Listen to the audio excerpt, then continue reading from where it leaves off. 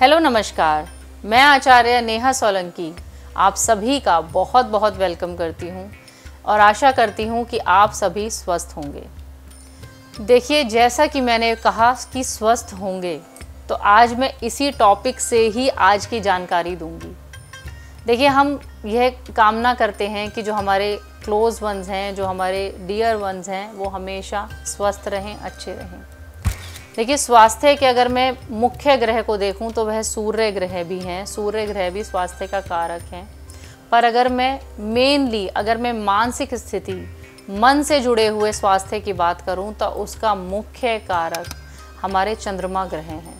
चंद्रमा ग्रह वह ग्रह हैं जो किसी भी व्यक्ति के जो आम रूटीन लाइफ है उस पर, हमारे मन पर, हमारे मस्तिष्क पर सबसे ज़्यादा प्रभाव डालते हैं। देखिए, मैंने क्यों कहा कि हमारी आम रूटीन लाइफ, क्योंकि जो चंद्रमा हैं, जी हाँ, चंद्रमा पूरे हमारे जितना भी प्लैनेट्स हैं, सबसे ज़्यादा फास्ट मूविंग प्लैनेट हमारे चंद्रमा को कहा गया है।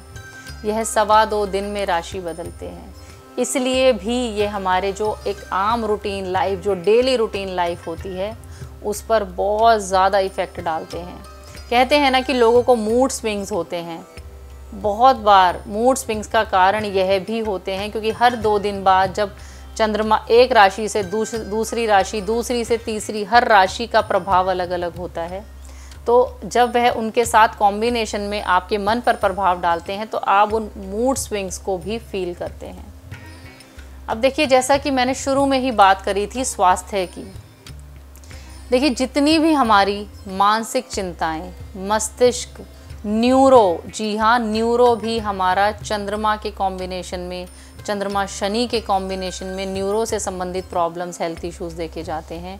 डिप्रेशन की अगर मैं बात करूं, एंजाइटी की मैं अगर बात करूं, कोई इंसान अगर मन से दुखी है, बिल्कुल ही लो हो चुका है, उसमें अगर कॉन्फिडेंस नहीं है, कॉन्फिडेंस की कमी है, या फिर ऐसा व्यक्ति, मान लीजिए कोई ग्रुप डिस्कशन चल रहा है या कुछ दोस्त साथ में बैठे हैं और एक व्यक्ति अपना पॉइंट वह नहीं रख पाता है, या उसके मन में क्या चल रहा है वह अंदर ही सोच के रह जाता है, या वह यह फील करता है कि अगर उसने अपने विचार किसी को बताए तो लोग या तो उसका मजाक उड़ाएंगे या फिर उससे रिलेटेड उसको टीज किया जाएगा या परेशान किया जाएगा।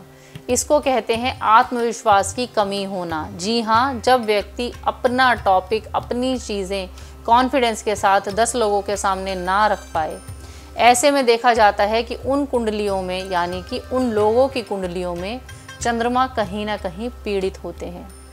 देखिए, चंद्रमा की जो नीच राशि है वह वृश्चिक राशि को माना गया है। जब भी चंद्रमा वृश्चिक राशि, आप देखिए, बिल्कुल भी कंफ्यूज ना हो, कई लोग इसे सूर्य राशि, कई लोग अपनी नाम राशि से राशि देखने लगते हैं। हम हमेशा चंद्र राशि की बात करते हैं। वैदिक ज्योतिष में चंद्र राशि को मेन माना जाता है, क्योंकि चंद्र राशि, या जैसे कि मैंने कहा, चंद्रमा किसी भी व्यक्ति पर, किसी भी व्यक्ति के मन पर सबसे ज़्यादा प्रभाव डालता है। तो ऐसे में जब हम बात करें किसी भी राशि की तो वह चंद्र राशि होती है। यानी जिस व्यक्ति के चार्ट में वृश्चिक राशि में अगर चंद्रमा बैठ गए हैं तो वह उनकी नीच अवस्था है। ऐसे में वह व्यक्ति बहुत बार डर भी महसूस करता है। वह डर महसूस करता है। बहुत से लोगों को देखा जाता है कि वह पानी से डर महसूस करते हैं। कोई भी पानी से रिलेटेड, मान लीजिए वह किसी नदी के पास जाने से, समुद्र के पास जाने में उनको डर लगता है, वह ईजिली स्विमिंग भी नहीं कर पाते हैं। बहुत से लोगों को देखा जाता है हाइट से भी डर लगता है। तो एक अलग ही प्रकार का यह डर भी देता है। बट स्टिल यह डिपेंड करता है कि उस व्यक्ति की कुंडली में अदर प्लैनेट्स की पोजीशन क्या है। अगर मान लीजिए उनका लगन बहुत ज़्यादा स्ट्रॉन्ग हो गया है तो वहाँ पर हो सकता है इस डर में कुछ कमी आ जाए। पर फिर भी क्योंकि चंद्रमा नीच का है तो वह व्यक्ति को मन से पीड़ित कर देता है, दुखी कर देता है। भले ही उसके पास सब कुछ हो, उसके पास धन दौलत, ऐश्वर्य, सुख, समृद्धि, हर तरह की लग्जरी उसके पास हो, पर अगर वह अपने मन से दुखी है, अगर वह अपने मन से पीड़ित है, तो उसे लगता है कि मेरा कोई अपना नहीं है, मुझे सुनने वाला, मुझे जानने वाला, मुझे समझने वाला कोई नहीं है। तो यह जो है चंद्रमा, यह किसी भी, देखिए जितने भी मैं आपको बताऊं, जो आपने सुना होगा नक्षत्र होते हैं, हमारे नक्षत्र भी, जी हाँ, 27 के 27 नक्षत्र हमारे चंद्रमा पर ही आधारित होते हैं, क्योंकि चंद्रमा हमारे मन का मुख्य कारक है। अब देखिए, जैसा कि मैंने कहा कि जीवन पर यह मैंने आपको प्रभाव बताए। अब मैं आपको बताऊंगी कि आप इन्हें मजबूत कैसे कर सकते हैं। देखिए, बहुत ही हमें ऐसी तरह तरह की मेल्स आती हैं, लोग ऐसे क्वेश्चंस पूछते हैं और बहुत ही क्वेश्चंस मुझे बहुत इम्प्रेसिव भी लगते हैं कि लोगों में उसको जानने की जिज्ञासा है। देखिए, लोग बहुत तरह तरह के उपाय बताते हैं, हम खुद भी सुनते हैं, बहुत कुछ आजकल सोशल मीडिया पर आने लगा है। देखिए, सबसे पहले ज़रूरत है कि आप अपनी कुंडली में जानें कि चंद्रमा की स्थिति क्या है।